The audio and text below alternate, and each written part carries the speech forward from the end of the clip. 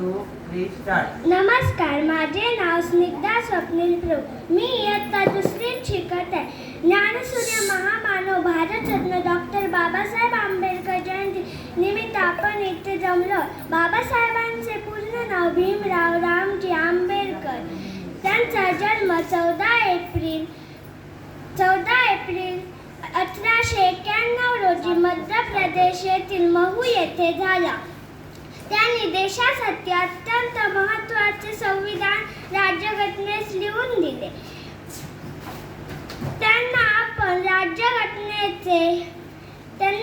राज्यघटनेचे शिल्पकार म्हणून ओळखतो. त्यांनी शिका आणि संघटित व्हा हा मोलाचा सल्ला त्यांनी दिला.